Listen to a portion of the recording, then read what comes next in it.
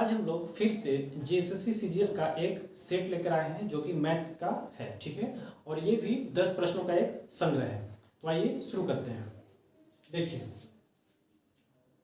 आज का पहला प्रश्न है, कितनी राशि पर 5% प्रति वर्ष की दर पर 2 वर्ष के साधारण ब्याज और चक्रवृद्धि ब्याज के बीच अंतर 63 रुपया के बराबर होगा, ठीक है। और आपके ऑप्शन है, ऑप्शन नंबर ए 24,600 रुपया, ऑप्शन नंबर बी 24,800 रुपया, ऑप्शन नंबर सी 25,200 रुपया और ऑप्शन नंबर डी 25,500 रुपया, ठीक है। तो देखिए, ये जो है प्रश्न ये साधारण ब्याज और चक्रवृद्धि ब्याज का मिश्रण वाला प्रश्न है, ठीक है। तो देखिए, इन प्रश्नों को कैसे सोल्व करते हैं। यहाँ पे देखिए कि अंतर दिया हुआ है, ठीक है। तो अंतर दिया हुआ है, तो यहाँ पे क्या है 5% और समय कितना है 2 वर्ष, ठीक है। तो 5% का अगर 2 वर्ष के लिए अगर हम लोग देखेंगे तो हमारा जो टोटल दर हो जाएगा वो कितना हो जाएगा 5 गुना 2 यानी कि 10%, ठीक है। ये मैं लेके चल रहा हूं सिंपल इंटरेस्ट यानी कि साधारण ब्याज में, ठीक है। अगर मैं एसआई की बात करूं तो ये जो दर हो जाएगा ये हो जाएगा 10.25, ठीक है। अब आप सोच रहे होंगे कि मैंने इसको डायरेक्ट कैसे लिख दिया। तो देखिए, इसका जो डायरेक्ट का एक चार्ट आता है वो चार्ट मैं आपको अपने डिस्क्रिप्शन बॉक्स में दे दूंगा, आप वहां से उसको ले सकते हैं, ठीक है। ये चार्ट जरा सा मैं आपको बता देना चाहूंगा। देखिए, अगर 5% रहता है और 2 वर्ष के लिए अगर आप चक्रवृद्धि ब्याज देखेंगे तो वो हो जाता है 5 दूना 10 और 5 का स्क्वायर कितना 25 यानी कि 10.25%, ठीक है। अगर ये 6% का बात रहे और अगर हम सीआई में देखेंगे यानी कि चक्रवृद्धि ब्याज में देखेंगे तो फिर क्या हो जाएगा 6 दूना 12 और 6 का कितना हो जाएगा स्क्वायर 36 यानी कि 12.36, ठीक है।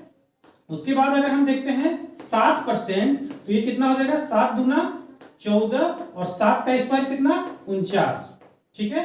तो ये क्या है, ये एक चार्ट पूरा है 2 साल का, ठीक है। वो चार्ट मैं अपने डिस्क्रिप्शन बॉक्स में दे दूंगा, वहां से ले सकते हैं। तो यहाँ पे हम बात कर रहे हैं क्या, यहाँ पे हम बात कर रहे हैं इसका अंतर, ठीक है, इसका अंतर। तो आप देख सकते हैं कि ऊपर वाला है क्या एसआई यानी कि साधारण ब्याज और नीचे वाला क्या है सीआई यानी कि चक्रवृद्धि ब्याज। तो दोनों के बीच आप अंतर देखिएगा तो अंतर कितना है 0.25%, ठीक है। और रुपया में अंतर कितना है तो 63 रुपया है, ठीक है। तो अगर आप देखिएगा कि 0.25% बराबर अगर हो रहा है 63 रुपया, ठीक है, तो 1% बराबर कितना हो जाएगा। देखिए, ये 0.25 को अगर हम 4 से मल्टीप्लाई करेंगे तो कितना हो जाएगा 1 हो जाएगा। तो इधर भी आप 4 से मल्टीप्लाई कीजिए, ये कितना हो जाएगा 4 तिये 12 6 चौके 24 और 2 24 और 1 25 यानी कि 252। तो देखिए, सिंपल इंटरेस्ट हो या फिर कंपाउंड इंटरेस्ट हो या फिर लाभ हानि हो, हम किस में डील करते हैं, हम 100 में डील करते हैं, ठीक है। तो यहाँ पे जो 100 होगा वो क्या होगा, वो हो जाएगा आपका मूलधन, ठीक है। वो क्या हो जाएगा मूलधन। अगर हम प्रॉफिट लॉस में डील करते हैं तो वो क्या हो जाता है, वो हो जाता है उसका क्रय मूल्य, ये 100%, ठीक है। तो 100% क्या हो जाता है साधारण ब्याज में मूलधन हो जाता है, ठीक है। तो 1 बराबर हम देख पा रहे हैं कितना है 252, तो 100% बराबर कितना हो जाएगा 252 के बाद 00, ठीक है। तो ये हो गया आपका मूलधन। देखिए आपका ऑप्शन नंबर सी, ठीक है। आशा करता हूं कि आपको समझ में आया होगा। अगर ये आपको लास्ट में पोर्शन समझ में नहीं आया तो ये जो वीडियो है आप इसको फिर से रिवाइंड करके देख लीजिए, आपको समझ में आ जाएगा, ठीक है। अब बढ़ते हैं अगले प्रश्न की ओर। आगे देखते हैं प्रश्न संख्या 2। एक गांव में महामारी फैली जिससे 5% जनसंख्या की मृत्यु हो गई, शेष में से 20% आतंकी होकर भाग गए, ठीक है। यदि वर्तमान जनसंख्या 4,655 है तो गांव की मूल रूप से जनसंख्या कितनी थी यानी कि आरंभ में, ठीक है। और आपके ऑप्शन है, option number A 6,000, option number B 5,995, option number C 6,125 और ऑप्शन नंबर डी 5,995, ठीक है। तो आइए देखते हैं। देखिए, कहा जा रहा है कि एक गांव में महामारी फैली जिससे 5% जनसंख्या की मृत्यु हो गई, ठीक है। तो उस आरंभ में जितना भी जनसंख्या था वो आरंभिक जनसंख्या को हम लोग मान लेते हैं 100%, ठीक है। आरंभिक जो जनसंख्या थी वो कितना हो गया 100%। तो 100% में से अगर 5% जनसंख्या की मृत्यु हो जा रही है तो आपके पास कितना आ रहा है 95%, यानी कि 95%। अब बोल रहा है कि शेष में से, यानी कि शेष आपका क्या बच गया 95%, तो शेष में से 20% जो है वो आतंकित होकर भाग गए। ठीक है, तो 20% अगर भाग जा रहे हैं तो बच कितना रहा है 80%। ठीक है, तो 80% भाग जा 80% बच जा रहे हैं, तो देखिए यहाँ पे जनसंख्या कितना बच जा रहा है 4655। ठीक है, तो हम डायरेक्ट क्या कर देंगे 95% का कितना 80% हम निकालेंगे। ठीक है, तो 95 का अगर हम 80% निकाल रहे हैं तो देखिए कितना हो जाएगा, चौके 8 2 पचे 10 5 19 से 95। ठीक है, मेरा कितना आ गया 19 चौके 76, यानी कि अब कितना है 76% है, और 76% है तो वही जो है यहाँ पे कितना है जनसंख्या के रूप में 4655। ठीक है, यानी कि 1% बराबर अगर हम निकालना चाहेंगे तो ये कितना हो जाएगा 4655 बट्टा 76। ठीक है, अब देखिए इसको काटते हैं, देखिए 19 चौके 76, 19 दूना 48, सॉरी 19 दूना 38, और यहाँ पे कितना हो जा रहा है 19 चौके 76 और 19 पचे 95, यानी कि आपका टोटल कितना आ जा रहा है 245। ठीक है, अब अगर इसको हम काटना चाहेंगे तो देखिए 4 छक 24। ठीक है, और 4 एका 4 पॉइंट, यहाँ पे कितना आ जाएगा 1 आ जाएगा, 4 दूना 8 और 4 पचे 20, यानी कि 1% बराबर आपका कितना आ गया 1% बराबर आपका आ गया 61.25। ठीक है, तो 1% बराबर इतना आ गया, तो 100% बराबर कितना आ जाएगा, इसमें क्या करते हैं हम डबल जीरो लगाएंगे, तो डबल जीरो जब यहाँ पे लगाएंगे तो क्या हो जाएगा पॉइंट हट जाएगा, क्योंकि पॉइंट के बाद क्या है 2 डिजिट है, क्या हो जाएगा 100% बराबर 6225, जो कि आपका ऑप्शन नंबर सी है। ठीक है, अब चलते हैं नेक्स्ट प्रश्न की ओर। देखिए अगला प्रश्न है प्रश्न संख्या 3, ए और बी एक कार्य को 25 दिनों में पूरा कर सकते हैं, बी अकेला उसी कार्य के 33.1/3% को 15 दिनों में पूरा कर सकता है, ए अकेला उसी कार्य के 4/15 भाग को कितने दिनों में पूरा करेगा। ठीक है, अब देखिए आपका ऑप्शन है, ऑप्शन नंबर ए 15 दिन, ऑप्शन नंबर बी 10 दिन, ऑप्शन नंबर सी 12 दिन और ऑप्शन नंबर डी 18 दिन। ठीक है, तो देखिए सोल्व करते हैं, ए और बी एक कार्य को 25 दिनों में पूरा कर सकते हैं। ठीक है, यानी कि ए प्लस बी कितना दिन लेगा 25 दिन।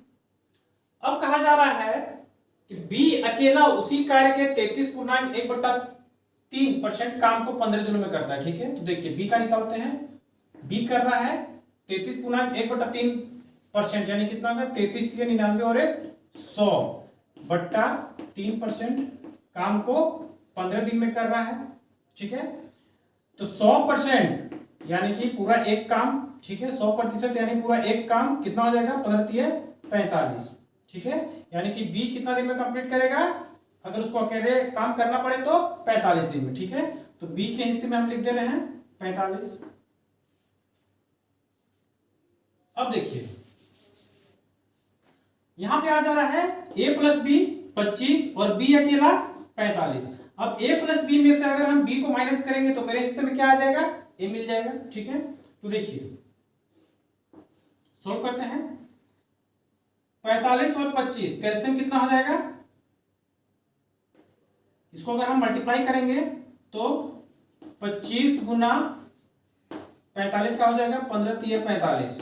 ठीक है, 25 3 75 और 75 गुना अगर हम 15 करेंगे तो हो जा रहा है 15 पचे 75, 15 7 105 और 7 112, यानी कि 1125। ठीक है, तो 1125 और ये कितना हो जा रहा है 45 और 25 कैल्शियम माइनस करेंगे तो कितना हो जाएगा, क्योंकि ये कितना है a प्लस बी है और ये कितना है b है, तो इन दोनों का अंतर कितना हो जाएगा 20 हो जाएगा, तो 20 से इसको हम डिवाइड कर रहे हैं। ठीक है, अब देखिए ये कितना हो जा रहा है 5 चौके 20, 5 दूना 10, 5 दूना 10, पचर 25, यानी कि जो एक काम ये करेगा, ठीक है, एक जो काम करेगा वो कितने दिन में कंप्लीट हो जाएगा, वो आपका कंप्लीट हो जाएगा 225 बट्टा 4 दिन में, ठीक है, 225 बट्टा 4 दिन में ए अकेला काम कंप्लीट करेगा, पूरा एक काम, ठीक है। तो कहा जा रहा है कि 4/15 भाग को कितने दिन में कंप्लीट करेगा, ठीक है। तो एक काम को अगर इतना दिन में, तो 4/15 भाग को तो क्या करेंगे, 225/4 से इसको हम मल्टीप्लाई कर देंगे, तब उतना दिन का उतना भाग का काम निकल जाएगा, ठीक है। 4 से 4 कट गया, 15 है 225, यानी कि बी ए जो है, सॉरी ए जो है वो 4/15 काम को कितना दिन में कंप्लीट करेगा, तो 15 दिन में कंप्लीट करेगा, यानी कि आपका ऑप्शन नंबर ए, ठीक है। अब चलते हैं अगले प्रश्न की ओर। देखिए अगला प्रश्न है cot थीटा बटा 1 minus sine theta into sec theta plus tan theta का वैल्यू क्या होगा, ठीक है। और आपके ऑप्शन है cosec theta, option number B sec theta, option number C 1 और option number D sine theta, ठीक है। देखिए इसको तो हम फॉर्मूला बेस से भी सॉल्व कर सकते हैं, या फिर एक तरीका और है इसको सॉल्व करने का, वो क्या है कि थीटा का वैल्यू आप 1 मान के चलिए सभी में, यानी कि अगर आप इसको 30 मान रहे हैं थीटा का वैल्यू, तो इसको भी 30 मानिए, इसको भी 30 मानिए, इसको भी 30 मानिए, और वो जो वैल्यू आता है उस वैल्यू के पूरे में बैठाते जाइए, आपका आंसर आ जाएगा, ठीक है। तो ये देखते हैं, देखिए कॉट थीटा, यानी कि अगर थीटा को हम कितना मान के चल रहे हैं, 30 मान के चल रहे हैं, ठीक है। थीटा को अगर हम 30 डिग्री मान के चल रहे हैं, तो कॉट 30 डिग्री का वैल्यू कितना हो जाएगा, कॉट 30 डिग्री क्या होता है, tan 30 का अपोजिट होता है, ठीक है। तो tan 30 कितना होता है 1/√3, तो cot 30 कितना हो जाएगा ओनली √3, ठीक है। तो cot थीटा यानी cot 30 डिग्री का मतलब हम कितना लिख दिए √3। अब देखिए 1 माइनस साइन थीटा, थीटा का मतलब हमको कितना मानना है 30 डिग्री मानना है, ठीक है। तो साइन थीटा यानी कि साइन 30 डिग्री का वैल्यू कितना हो जाएगा 1/2, ठीक है। और यहां पे कितना है सेक थीटा, सेक थीटा किसका अपोजिट होता है, तो कॉस थीटा का अपोजिट होता है, ठीक है। और साइन 60 डिग्री का जितना वैल्यू होगा उतना डिग्री कितना का होगा, उतना वैल्यू कॉस 30 डिग्री का हो जाएगा, ठीक है। तो साइन 60 का वैल्यू होता है √3/2, तो इसका कितना हो जाएगा 2/√3। अब देखिए ये मैंने किसका वैल्यू लिखा, सेक 30 डिग्री का वैल्यू कितना 2/√3 प्लस टेन थीटा, थीटा का वैल्यू को कितना लेना है 30 डिग्री लेना है, ठीक है। तो ये कितना हो जाएगा टेन 30 डिग्री का वैल्यू कितना हो जाएगा, तो 1/√3, ठीक है। अब देखिए इसको हम सोल्व करेंगे, एक में से अगर हम आधा को माइनस करेंगे तो हमको कितना प्राप्त होगा, आधा प्राप्त होगा, यानी कि 1/2। तो हम सबसे पहले ऊपर क्या लिखते हैं √3 और नीचे कितना 1/2 इंटू ये कितना है √3 एलसीएम कितना हो जाएगा, √3 ऊपर कितना है 2 और 1 3, ठीक है। तो ये कितना हो गया,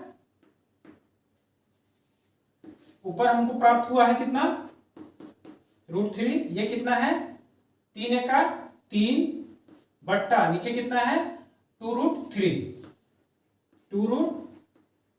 ठीक है। अब देखिए ऊपर में हम क्या लिखते हैं, जो √3 है वो तो 10 का 10 लिख देंगे, नीचे में हमको क्या मिला है, नीचे में हमको मिला है 3/2√3, ठीक है। 3/2√3, सॉरी यहाँ पे √3 होगा 2/√3 लिख दिए हैं, 3/2√3। देखिए ये 3 का 3 और ये 2√3, ठीक है। तो 3/2√3 अगर ऊपर जाएगा तो क्या हो जाएगा, पलटी मार जाएगा, तो क्या हो जाएगा ये 2√3/3, 2√3/3, ठीक है। अब देखिए ये √3 मल्टीप्लाई होकर कितना हो गया 3 हो गया, और नीचे का 3 से ये दोनों कट जाएगा, तो हमको क्या मिलता है, हमको मिलता है 2। अब देखिए ये 2 जो है वो आपके ट्रिगोनोमेट्री जो चार्ट है उसका कितना का वैल्यू आता है, तो हमको मालूम होना चाहिए कि cos 30 डिग्री का वैल्यू कितना होता है, 2 होता है। ठीक है, यानी कि आपका आंसर कितना हो जाएगा, ऑप्शन नंबर ए कोसेक 30 डिग्री, यानी कि कोसेक थीटा। हम थीटा कितना मान के चल रहे थे, 30 डिग्री। ठीक है, तो कोसेक थीटा यानी कि कोसेक 30 डिग्री का वैल्यू कितना हो जाएगा, 2 हो जाएगा, यानी कि आपका ऑप्शन नंबर ए। ठीक है, अब चलते हैं अगले प्रश्न की ओर।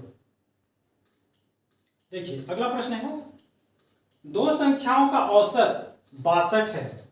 यदि छोटी संख्या में 2 जोड़ दिया जाए तो संख्याओं का अनुपात 1:2 हो जाता है। संख्याओं का अंतर क्या होगा। ठीक है, और आपके ऑप्शन है, option number A 62, option number B 40, option number C 84 और ऑप्शन नंबर डी 44। ठीक है, तो आइए सॉल्व करते हैं। देखिए दो संख्याओं का औसत कितना दिया हुआ है, 62। ठीक है, तो दो संख्या का अगर औसत है 62, ठीक है, तो जो कुल योग होगा वो कितना हो जाएगा, 62 गुना 2 यानी 2 गुना 4 और 6 गुना 12 यानी कि 124। ठीक है, टोटल योग कितना हो जाएगा, 124। अब कहा जा रहा है कि यदि छोटी संख्या में 2 जोड़ दिया जाए तो संख्याओं का अनुपात 1:2 हो जाएगा। ठीक है, तो अगर छोटी संख्या में हम 2 जोड़ते हैं यानी कि टोटल में मेरा 2 आगे बढ़ जाएगा। ठीक है, तो 2 हम जोड़ दे रहे हैं कुल में, यानी कितना हो जाएगा, 126 हो जाएगा। अब देखिए कहा जा रहा है कि संख्याओं का अनुपात 1:2 में 1:2 हो जाता है। ठीक है, तो 1:2 हो जाता है, कहने का मतलब कि टोटल कितना हो जाएगा, 2 और 1 3, यानी कि वो फिर 3 से डिवाइड हो जाएगा। तो देखिए ये 3 से अगर हम इसको डिवाइड करेंगे तो कितना आ जा रहा है, 3 चौके 12 और 3 दूना 6, यानी कि इसको हम अगर 1:2 के अनुपात में रखना चाहेंगे तो ये कितना हो जाएगा, 1 में जाएगा तो 42 और 42 दूना 84, यानी कि एक कितना आया 42 और दूसरा कितना आया 84। ठीक है, तो देखिए इसमें क्या बोला जा रहा था कि 2 जोड़ दिया जाए छोटी संख्या में, तो छोटी कौन है, ये है, यानी कि इसमें हम 2 जोड़ दिए तो ये कितना हो गया, 42 हो गया। यानी क्या अगर हम इसको इसके पहले की अवस्था में लाना चाहेंगे तो क्या करेंगे, इसमें 2 माइनस कर देंगे, तो 42 में से अगर हम 2 माइनस करते हैं तो कितना हो गया, 40 हो गया। ठीक है, और ये तो कितना था, ये तो 84 का 84 ही रहेगा। अब दोनों का जो अंतर है वो अंतर कितना हो जाएगा, देख लीजिए, ये हो जाएगा अंतर 44, यानी कि आपका ऑप्शन नंबर डी। ठीक है, तो अब चलते हैं अगला प्रश्न की ओर। देखिए अगला प्रश्न है प्रश्न संख्या से, एक व्यक्ति ने एक वस्तु 5% लाभ पर बेचा। यदि वह उसे 240 रुपये अधिक में बेचता तो उसे 8% का लाभ होता।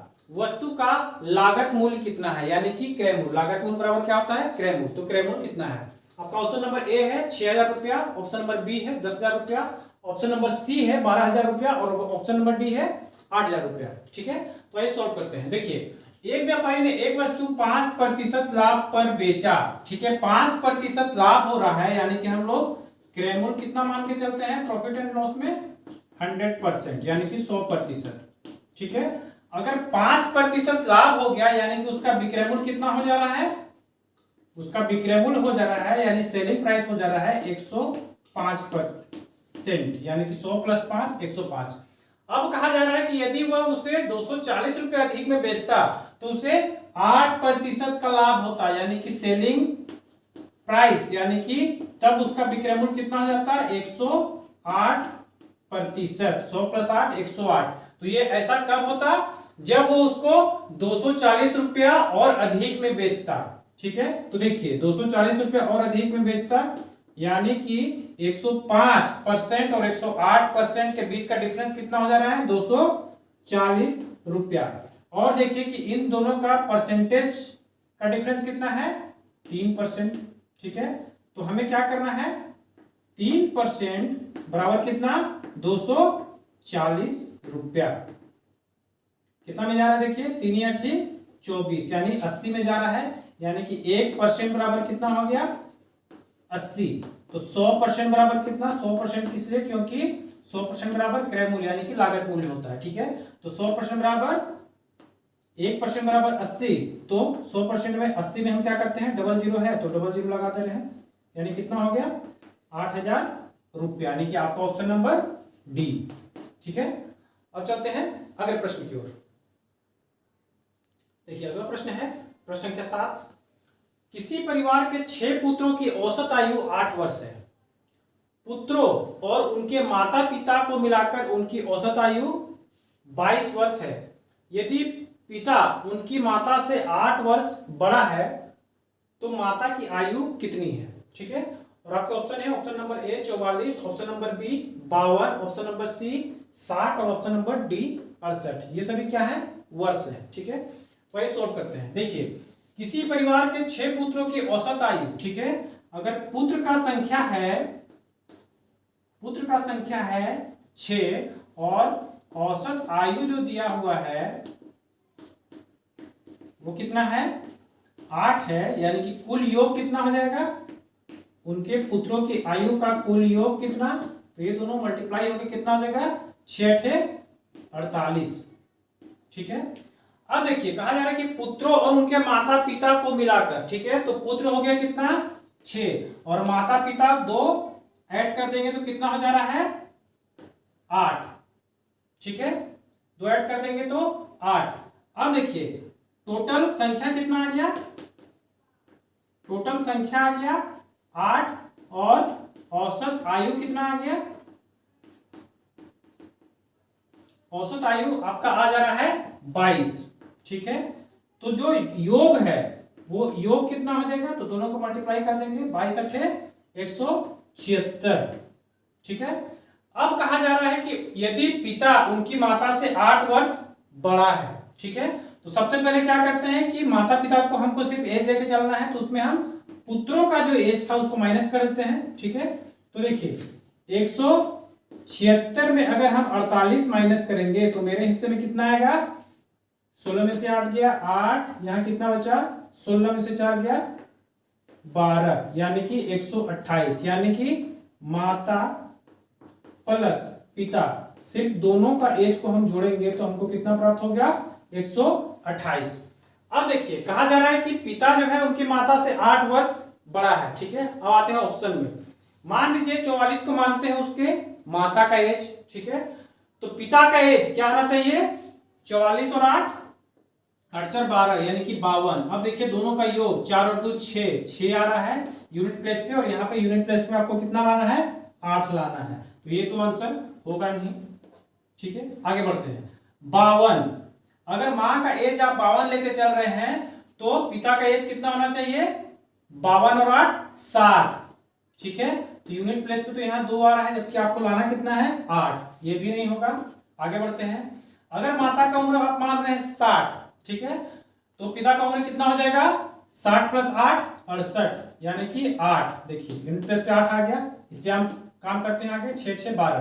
देखिए टोटल कितना आ गया 128, ये आंसर हो सकता है, तो इसमें भी हम काम करके देख लेते हैं। देखिए ये कितना है 68, यानी कि आप माता का उम्र मान के चल रहे हैं 68, तो पिता का उम्र इससे 8 साल अधिक, यानी कितना हो जाएगा 8 8 16, यानी कि 76, यानी कि 6 6 12 और 2 14, यानी कि इसका यूनिट प्लेस पे कितना आ रहा है 4 आ रहा है, तो ये तो नहीं होगा। ठीक है, तो आपका आंसर कितना हो जाएगा सी, यानी कि ये जो ऑप्शन है यही आपकी कंडीशन को कंप्लीट कर रहा है, यानी कि आपका ऑप्शन नंबर सी, यानी माता का उम्र कितना हो जाएगा 60 वर्ष। ठीक है, अब चलते हैं अगले प्रश्न की ओर। देखिए आपका अगला प्रश्न है, पृथ्वी के एक बिंदु से एक विमान का उन्नयन कोण 60 डिग्री है। 15 सेकंड के उड़ान के बाद उन्नयन कोण 30 डिग्री हो जाता है। यदि विमान 1500√3 मीटर की ऊंचाई पर उड़ रहा हो तो उसकी गति ज्ञात कीजिए। ठीक है, और आपको ऑप्शन है, ऑप्शन नंबर ए 300 मीटर प्रति second, option number B 200 metre प्रति second, option number C 100 metre प्रति सेकंड, और ऑप्शन नंबर डी 150 मीटर प्रति सेकंड। ठीक है, तो ये सॉल्व करते हैं। सबसे पहले हम क्या करते हैं, ये ट्रिग्नोमेट्री का ऊंचाई दूरी का क्वेश्चन है। सबसे पहले हम क्या करते हैं, इसका फिगर बना लेंगे। ठीक है, देखिए ये अगर कोई बिंदु है, ठीक है, कोई बिंदु है, और यहां से जो एंगल बनेगा ठीक है।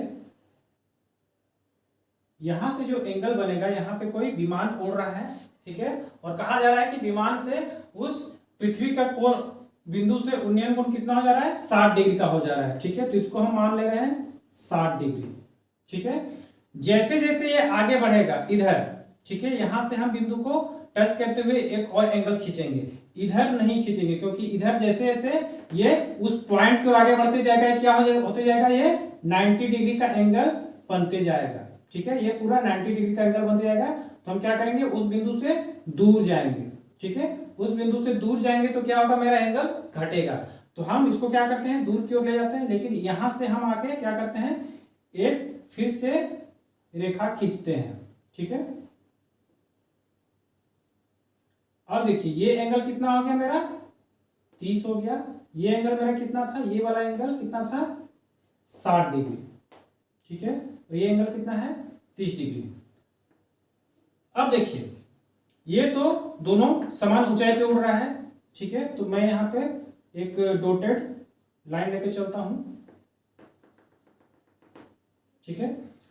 अब देखिए कहा जा रहा है कि ये विमान 1500√3 मीटर की ऊंचाई पर उड़ रहा है, यानी कि ये कितना हो जाएगा, ये और ये दोनों इक्वल कितना हो जाएगा, 1500√3, ठीक है। तो देखिए शुरू करते हैं।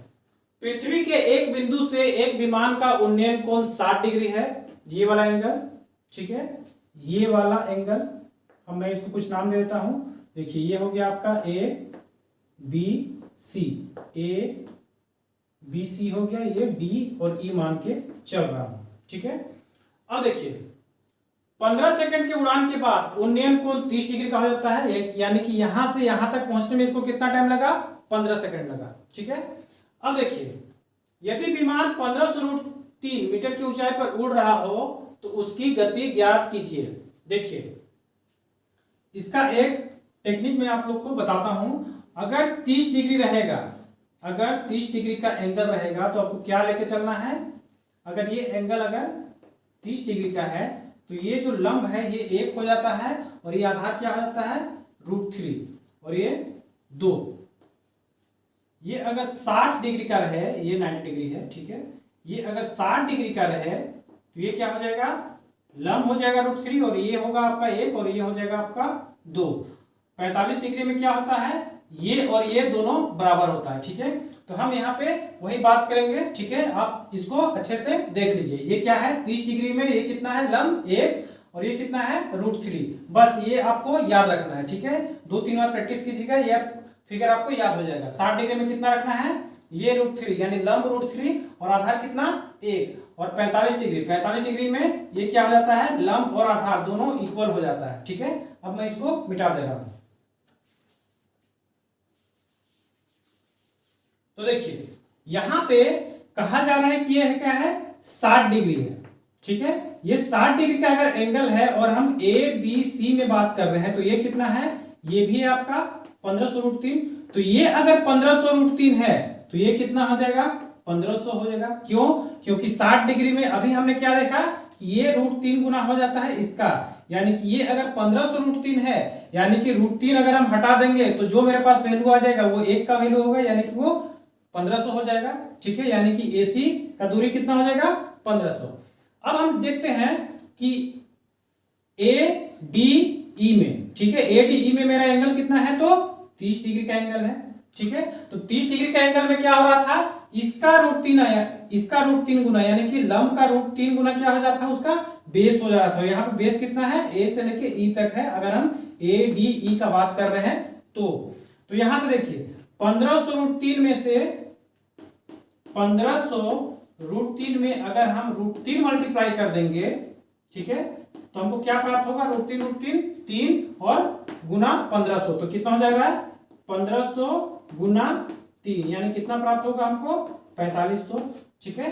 यानी कि इसका √3 गुना ये हो जाएगा, यानी कि यहां से लेके यहां तक टोटल कितना, 4500। अब देखिए ये तो पहले से ही मेरा 1500 दिया हुआ है, तो 4500 में से अगर हम 1500 माइनस कर देंगे तो मेरे हिस्से में कितना आएगा, 3000 रुपया। तो ये 3000 मीटर, ठीक है। तो ये 3000 मीटर क्या हो गया, ई से लेके सी तक का डिस्टेंस। तो यही जो डिस्टेंस है वो ट्रेवल कितना समय में कर रहा था, 15 सेकंड में कर रहा था। ठीक है, तो 15 सेकंड में अगर वो ट्रेवल कर रहा है 3000 मीटर, ठीक है, तो 1 सेकंड में वो कितना ट्रेवल करेगा, तो कितना ट्रेवल करेगा 3000 बट्टा क्या कर देंगे 15, ठीक है, 15 दूना 30 और ये डबल 0, यानी कि 1 सेकंड में वो कितना ट्रेवल कर रहा है, तो 200 मीटर। आपका ऑप्शन नंबर बी, ठीक है, यानी 200 मीटर प्रति सेकंड उसका स्पीड है और चाल है। ठीक है, अब बढ़ते हैं अगले प्रश्न की ओर। देखिए अगला प्रश्न है प्रश्न संख्या 9। किसी वर्ग की एक भुजा 30% बढ़ा दी गई है, क्षेत्रफल उतना ही रखने के लिए दूसरी भुजा कितनी घटानी होगी। और आपके ऑप्शन है, option number A 23.1/13%, option number B 76.12/13%, option number C 30% और ऑप्शन नंबर डी 15%। ठीक है, तो आइए शुरू करते हैं। देखिए वर्ग यानी कि क्या हो जा रहा है, चारों भुजा समान, यानी कि ये अगर ए हो जाएगा, ये ए, ये ए, ये ए, ठीक है, चारों भुजा समान। तो देखिए हम इसको कैसे सोल्व करते हैं, हम मान लेते हैं 100 गुना 100, यानी कि चारों भुजा समान, यानी कि ये भी 100 और ये भी 100। ठीक है, तो 100 और 100 अगर हम लेके चलते हैं तो ये कितना हो जा रहा है 10,000। ठीक है, अब कहा जा रहा है कि एक भुजा 30% बढ़ा दी गई हो। ठीक है, सॉरी उससे पहले मैं एक बात आपको यहाँ पे बता देना चाहूंगा कि क्षेत्रफल बराबर क्या होता है, भुजा गुने भुजा, इसलिए मैंने यहाँ पे लिया है 100 गुना 100। ठीक है, तो एक भुजा अगर 30% बढ़ा दी जाए, यानी कि एक भुजा अगर हम बढ़ा दे रहे हैं 30%, तो 100 में से 30 ऐड करेंगे कितना हो जाएगा 130। ठीक है, अब कहा जा रहा है कि इसमें कितना घटाया जाए, इस 100 में कितना घटाया जाए कि ये जो आपका क्षेत्रफल है ये 10 का 10 बना रहे, यानी कि 10,000 ही रहे। ठीक है, तो देखिए 130 में हम कितना से मल्टीप्लाई करेंगे कि वो 10,000 हो जाएगा, तो कितना से मल्टीप्लाई करेंगे 130 नीचे रखेंगे, तब तो ये 130 कट जाएगा और ऊपर हम कितना रखेंगे 10,000 रखेंगे। ठीक है, तो ये क्या हो जाएगा 130 में अगर हम इस पूरे संख्या से मल्टीप्लाई करेंगे तो क्या हो जाएगा इतना प्राप्त होगा। ठीक है, ये देखिए ये दोनों तिरछा कट जाएगा और ये क्या हो जाएगा ऊपर बच जाएगा। ठीक है, तो अब देखते हैं ये इतना आ गया, तो ये 100 से कितना छोटा है वो हमको निकालना है। ठीक है, सबसे पहले क्या करते हैं 0 0 काट दिए और देखिए कितना हो जा रहा है 13 से अगर हम 1000 को डिवाइड कर रहे हैं तो 13 सत्ते 91। ठीक है, 100 में से 91 गया, कितना बचा 9, फिर 90 हो जा रहा है, तो फिर कितना जा रहा है 13 सत्ते 91, 13 छक 78, यानी कि अब देखिए 76 पॉइंट कुछ इसका आएगा। ठीक है, तो यहाँ पे ऑप्शन में देखिए कितना हम माइनस कर रहे हैं, तो देखिए सबसे पहले ये 76 वाला पोर्शन तो होगा नहीं, क्यों नहीं होगा, क्योंकि ये इसका वैल्यू आ रहा है ना कि इसको माइनस करने से आ रहा है। ठीक है, तो ये 76 पॉइंट कुछ आएगा। अब देखिए 30 तो होगा नहीं, 30 क्यों नहीं होगा, क्योंकि अगर यहाँ पे 70 आता तब यहाँ पे वैल्यू 30 आता। ठीक है, यानी कि 100 माइनस अगर हम 76 कर रहे हैं, ठीक है, कितना घटाना है वो बोल रहा है 76 कर रहे हैं, तो ये 30 से कम होगा। ठीक है, यानी कि ये तो होगा नहीं कभी भी 30 भी, और ये 76 भी नहीं होगा। अब देखिए ये 15 भी नहीं होगा। 15 क्यों नहीं होगा, क्योंकि यहाँ पे अगर 85 वैल्यू आता तो 100 में से 85 को माइनस करते तो कितना आता 15 आता, यानी कि ये भी नहीं होगा। तो 100 में से अगर हम 76 को माइनस करेंगे तो लगभग कितना आ जा रहा है 10 6 4 9 7 2, यानी कि समथिंग 24 के आसपास, यानी कि आपका ऑप्शन नंबर ए 23.1/13%। ठीक है, अब चलते हैं अगले प्रश्न की ओर। 10 एक लंबवृत्तीय बेलन और एक गोले का आयतन बराबर है। ठीक है, बेलन की त्रिज्या और गोले का व्यास बराबर है। बेलन की ऊंचाई और त्रिज्या का अनुपात क्या है। ठीक है, और आपके ऑप्शन है, option number A 3:1, option number B 1:3, option number C 6:1 और ऑप्शन नंबर डी 1:3। 6। ठीक है, तो ये सोल्व करते हैं। सबसे पहले क्या कहा जा रहा है, लंबवृत्तीय बेलन और एक गोले का आयतन बराबर है। तो यहाँ पे मैंने लिख दिया बेलन का आयतन और यहाँ पे गोले का आयतन। ठीक है, तो बेलन का आयतन का फॉर्मूला होता है पाई आर स्क्वायर एच और गोले का आयतन का फॉर्मूला होता है 4/3 पाई आर क्यूब। ठीक है, अब देखिए यहाँ पे कहा जा रहा है कि बेलन की त्रिज्या और गोले का व्यास बराबर है। ठीक है, यानी कि दोनों का हमको कोई एक कॉमन डिजिट ही रखना पड़ेगा दोनों में। तो देखिए हम क्या रखते हैं, एक्स रखते हैं। तो पाई यहाँ पे तो मैंने रख दिया पाई आर की जगह एक्स। ठीक है, आर की जगह एक्स रख दिया, यानी कि एक्स स्क्वायर एच। और यहाँ पे क्या बोल रहा है कि गोले का व्यास बराबर है। ठीक है, यानी कि डी बराबर भी हमको एस रखना पड़ेगा। ठीक है, तो डी बराबर क्या होता है, 2r होता है, 2r बराबर एक्स। ठीक है, अब देखिए यहाँ पे क्या है, r बराबर क्या हो जा रहा है, x/2। और अगर हम r को 3 के पावर में रखेंगे तो ये भी क्या हो जाएगा, x/2 का पावर 3। ठीक है, तो यहाँ पे r³ है, यानी कि हमको रखना पड़ेगा x/2 का पावर 3। ये पाई का पाई हो गया और यहाँ पे कितना हो जाएगा, x/2 का पावर 3। ठीक है, तो x/2 का पावर 3 रख दिया मैंने। अब देखिए आगे क्या हो रहा है,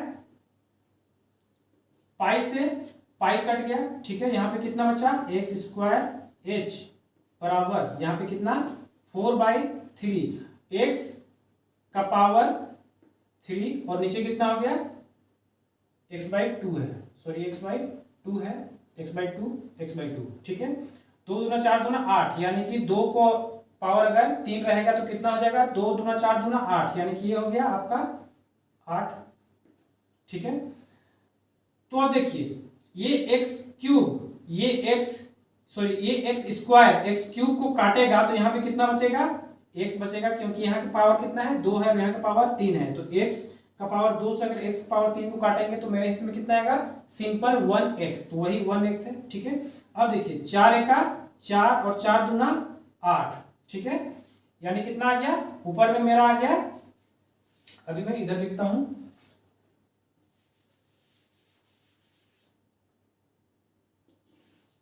देखिए ऊपर में यहाँ पे कितना आ गया, सिंपल h और बराबर के इस साइड कितना आ गया, ये x और नीचे कितना है, 3 दूना 6। ठीक है, यानी कि अगर ऊंचाई और त्रिज्या को हम कितना माने थे, x माने थे, ऊंचाई और त्रिज्या का अगर हम अनुपात लेके चलेंगे तो यहाँ पे अगर हम x इधर खींच लिए तो यहाँ पे कितना बचा, 1 बचा, यानी कि 1/6, यानी कि ऊंचाई और x का अनुपात कितना हो जाएगा, 1:6, यानी कि आपका ऑप्शन नंबर डी 1:6। ठीक है, तो आज के लिए इतना ही, अगले दिन मैं फिर और एक सेट लेके आऊंगा। ठीक है, तो आज के लिए इतना ही करते हैं, धन्यवाद।